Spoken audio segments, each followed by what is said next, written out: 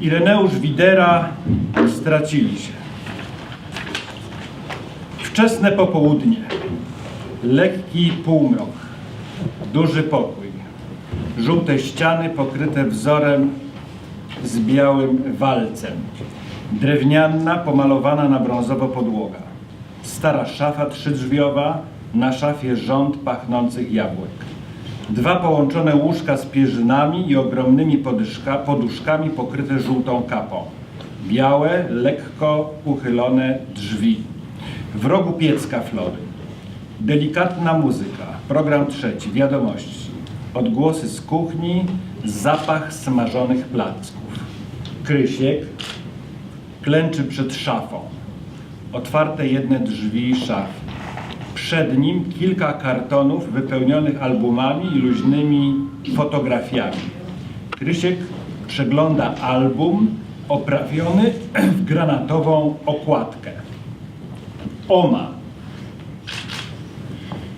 Ktoś się zaś musiał stracić. Godałaś coś?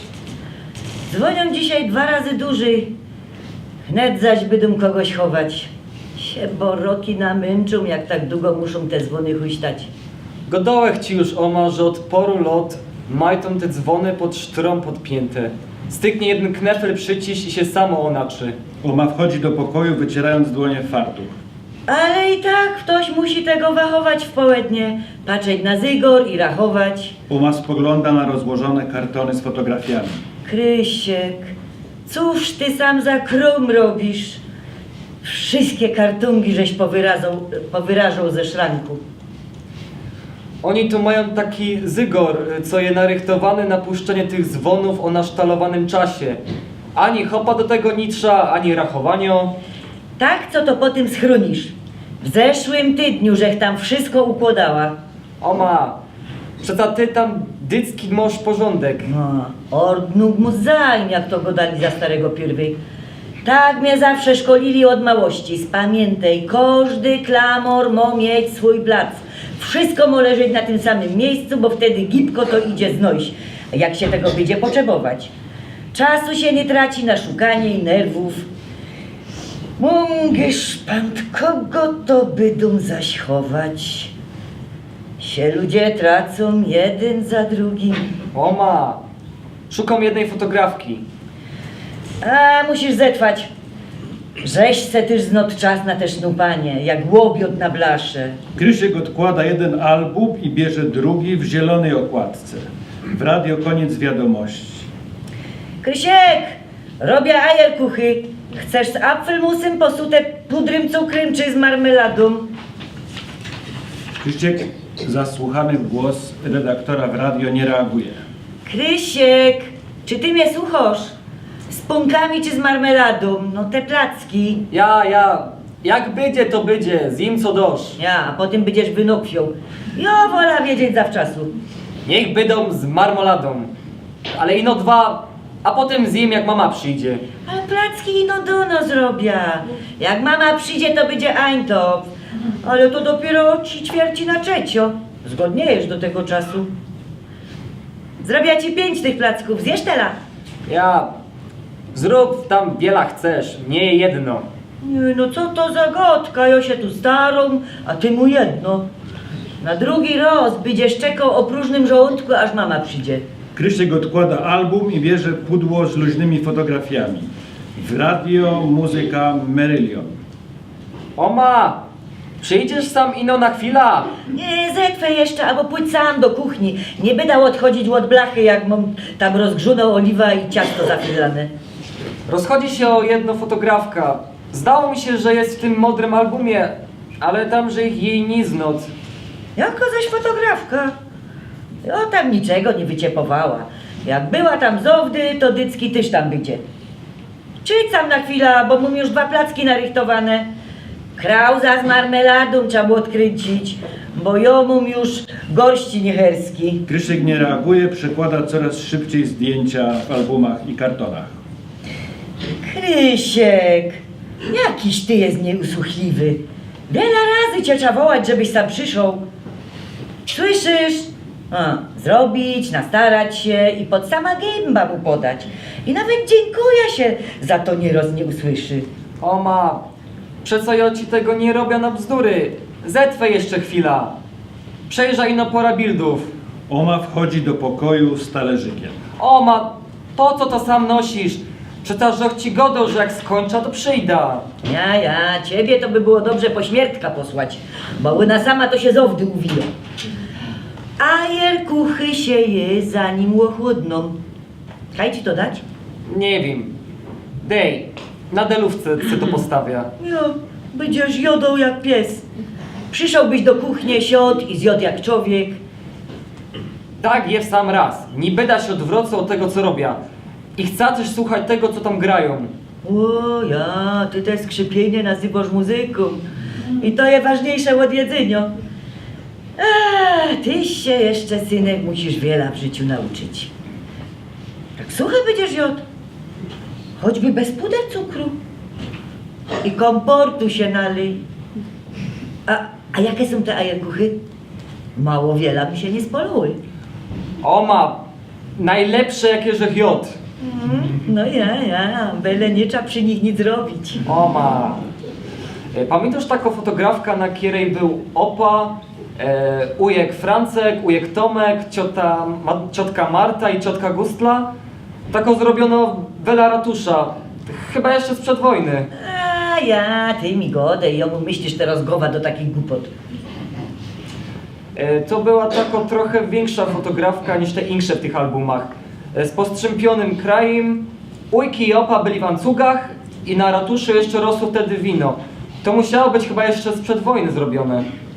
Cóż ci się tak łoros chodzi, bo ta jedna fotografka. Bo byłem wczoraj u Kiecków, schować na górę koło na zima. I był tam ujek Francek. Dawno, żech tam nie była. Musiałabych ząść tam kiedy do Hildy, bo u nas tymi bolawymi nogami to nie do rady tu do mnie przyjść. No, i dali my się do Gotki. I ujek zaczął rozprawiać o wojnie i o tym, jak sam Rusy weleźli. Ty tam ujkowi za fez nie wiesz, bo on był od tej gorzoły, kiero dulś słepie z gowa blank zbałamucono. Wczoraj był akurat monter. Jakieś stare cajtongi sztamplował. Ja, żeby sprzedać i mieć na piwo. Hilda moźnim skoranie boskie. Całkie życie się z nim użyło. A cóż mu się tak zebrało na wspominki? Tak, my go dali obeczym. A potem tak jakoś samo zeszła ta wojna i dowiedział, że się takich geschichtów, których prędzej żech nie znał. Choćby to, że opa był u Rusa i jak stamtąd przyszedł, to był sparaliżowany. Francek ci tak powiedział. Przeca wiesz, że upaść leciał z dachu, jak papa kładli u malchrów. Wiesz, Oma, ja opel ich opamiętam. Ino to, że leżał tukej, albo siedział w koszyku pod oknem i coś tam czytał. Ale ja za mały, że był wtedy, żeby się nim pogodać i jeszcze to spamiętać. Ach, godałach ci już o tym pora razy. Mi się że to było jakoś tak na początku lata, jak on spod. Pamiętam, bo w czerwcu długo pogody nie było i łoros przyszło słońce i zrobiło się ciepło i malchry się dali do tego dachu. A że upa kiedyś jeszcze za starej Polski robił przy dachdekrach, no to poszło im pomagać. Jakoś tak na drugi tydzień, jak już kładli nowo papa, to malcherka przyleciała mi powiedzieć, że upaś leciał z tego dachu. I od tego miał ten wylew. Jaki wylew? Coś mu wtedy w krzyżu szczeliło i już nie wstał. Nogi miał niewładne. Mnie wczoraj ujek godał co innego. Że on już miał nogi niewładne, jak od tego Rusa przyszedł. Zaraz po wojnie. I bez to mnie tak to udziwiło, skąd on się tam wziął? Ja wiem, że przeca nie był w wojsku. Oma, przeca ujek by mi głupot nie pociskał. Powiedział mi, że jak tu rósł w los, to pozbierał wszystkich młodych synków i powiózł Dosia.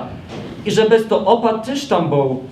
A potem ujek się zaczął żalić, że nie umie cierpieć tego, jak se wspomni wela i było kiedyś z doma i że teraz to on się ostał i no są. Że tak oraz wszystko się posuło z dnia na dzień, że oraz wela ciebie nie ma już tych, kiedyś żeś znał od bajtlas, kiedyś żeś jodą, rzeką, lotał po placu, romplował i z kiedyś żeś się wadził. Bez to szukam tej fotografii, bo mi się zdało, że na niej byli wszystkie kiecki. Przez dłuższą chwilę odgłosy w kuchni, w radio Kaczkowski zapowiada Dead Can Dance. Oma, czemu nie chcesz o tym ze mną pogadać? A co ci się tak teraz zło tym wspomniało?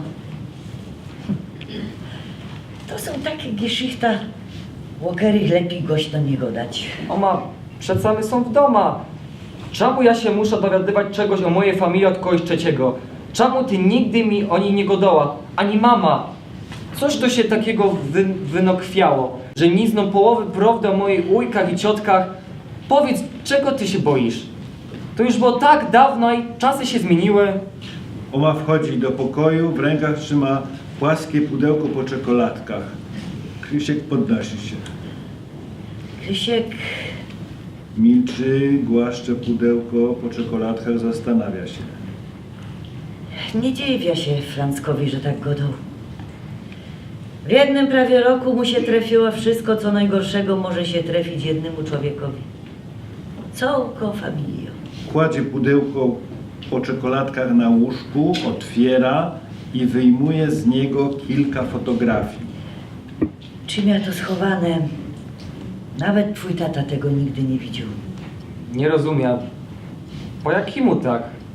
Oma przekłada kilka fotografii, ogląda je uważnie. Ludzie się tracili. Za to kiedyś poradzili żyć, zawrzeć. Im mniej wiesz, tym będziesz zdrowszy. Im mniej rozprawiasz o roztomaitych fizymantyntach, tym żyjesz duży i może lekko głowa. Czy to wiesz w to sucho? Ale to już chyba nie teraz.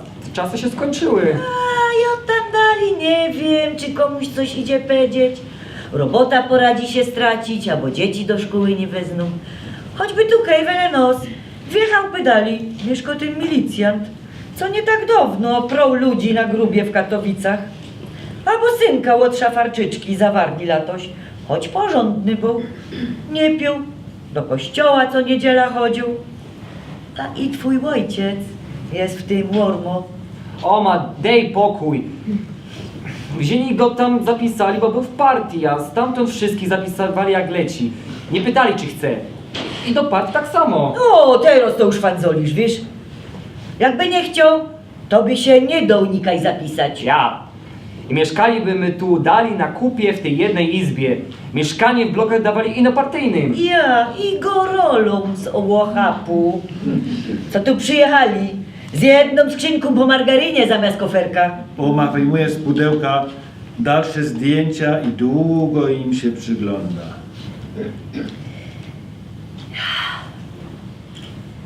To jest ta fotografka kiedyś, żeś tak szukał. Pokazuje fotografię Kryśkowi. Może prawie. Tam są wszystkie kiecki. Opa, ujek Tomek, ujek Francek i ciotki Marta i Gustla.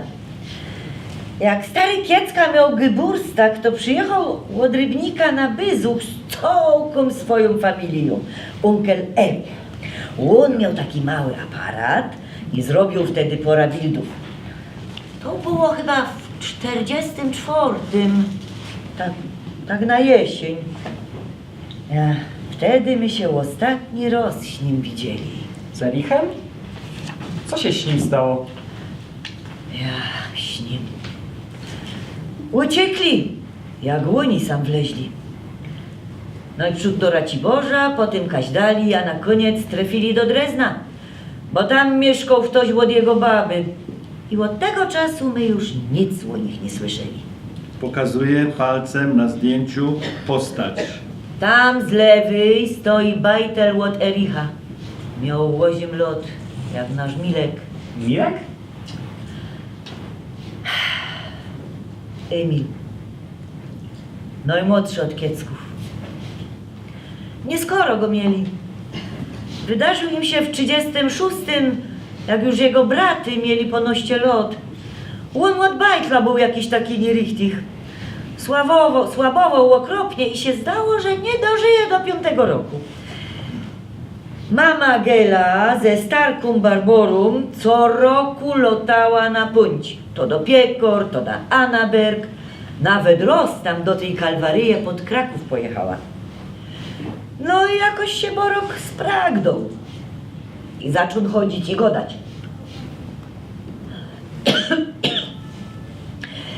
Nie skoro, bo nie skoro. I ciężko mu to przychodziło. Ale lepiej tak, niż jakby miał blank zalęgnąć. Po paru dniach tu u nas na Śląsku było już po wojnie. Ale Milek był dość wylękany i już nie wydobrzał.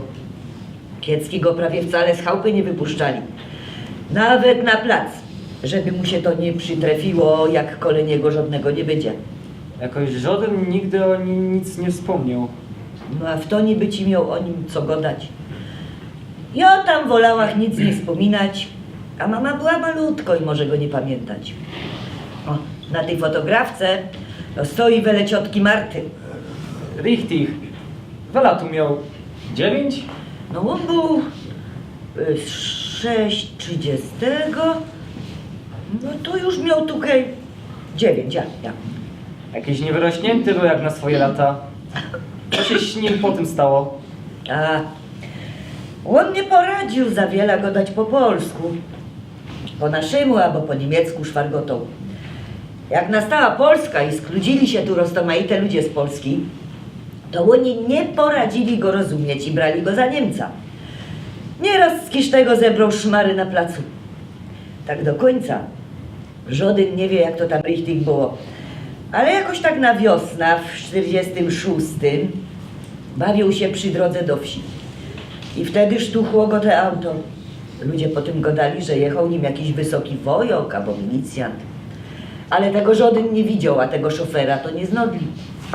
A Milek leżał Boroczek w rancie. I ponoć jeszcze bez chwila dychał. Ale umarł, zanim go przynieśli do domu. Starokieckowo dostała zaraz po tym na głowa.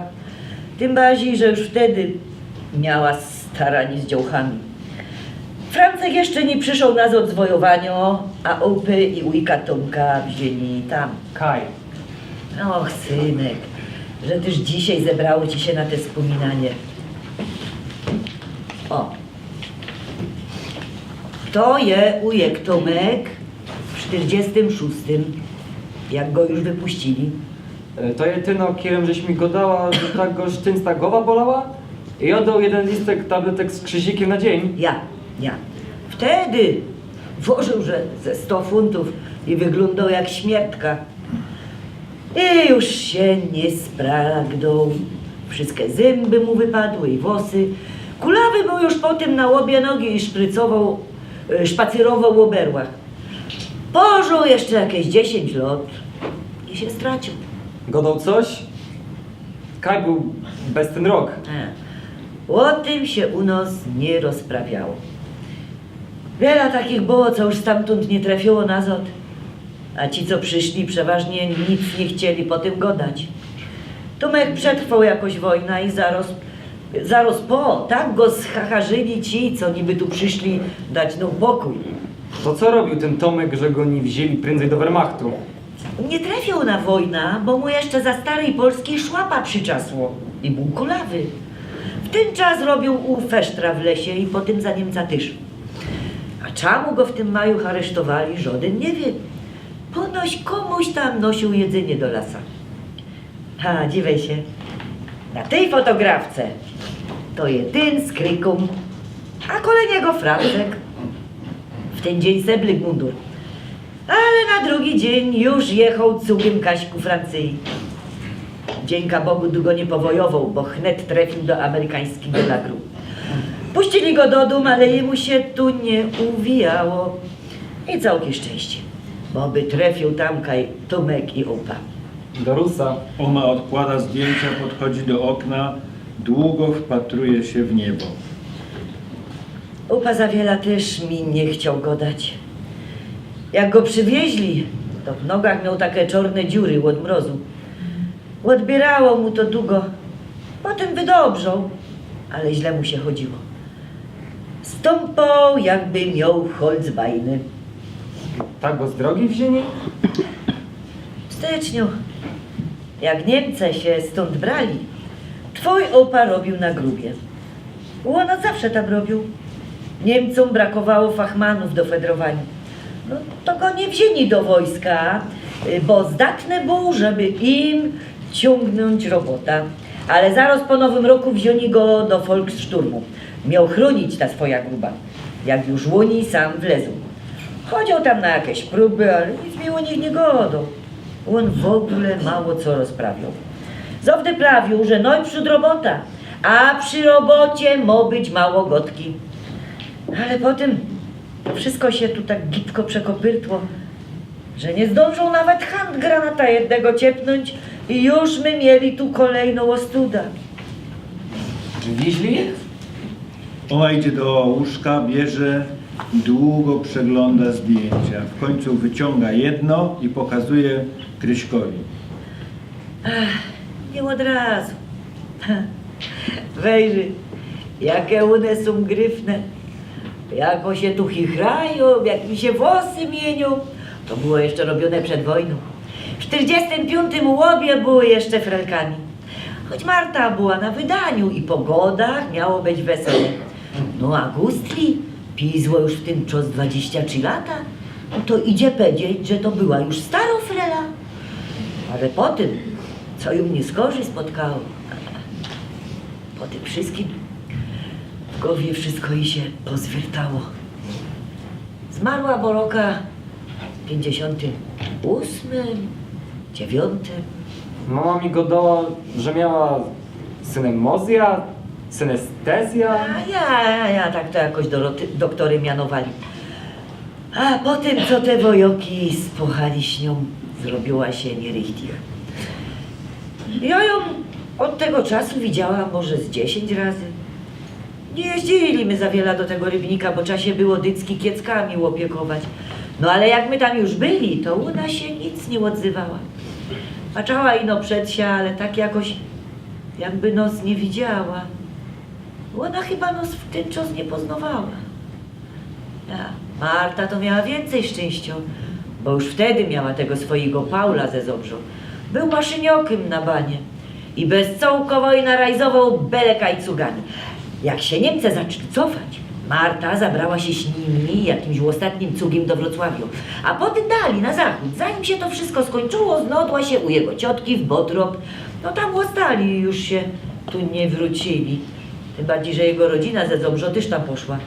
Paulek nam napisał, że jak urodziła Pejtra, to dostała tego gwizda i pół roku po tym umarła. Tak. Pod na ziemię otwarli i od razu zaszyli na ząd. Poszła do ziemi miesiąc po tym. A Paulek, no i przód pisał 5 razy do roku. Potem ino kartka, jak ona święta posłał. Aż w końcu Blank przestał szrajbować jakieś 20 lat temu nazad. Nawet na grobie my u nili byli. A opa? Jak to ślimboło? Przyszli po niego pod dom. 2 milicjantów i taki jeden, co był w powstaniu, a po wojnie zrobili go kimś tam w gminie. Ktoś opy podał, bo przecienie jakieś druty od telefonów na grubie. Nie słuchali żadnych tuplikowań. Ino zebrali ich i jeszcze tego samego dnia zawieźli do aresztu do Katowic. Upy i jeszcze 2 z tej gruby. Tak to było w tamtym czasie. Stykło, że jeden drugiemu coś powiedział i zarobrali chopa. Potem trafił do lagra, do Knurowa. Próbowali my go tam znaleźć, ale w chałupie działy się te straszne rzeczy i bołymy się same po świecie rajzować. Wszędzie było jeszcze full łonych. Ostatni raz, że go widziała na banie w Katowicach, jak już siedzieli w cugu, w takich wagonach do przewożenia gowiedzi. Potem się stracił prawie na 2 lata. Dobrze, że w ten czas Francek przyjechał i mieliśmy chopa w doma, bo stary Kiecka był już do niczego, dursino patrzą kieliszka.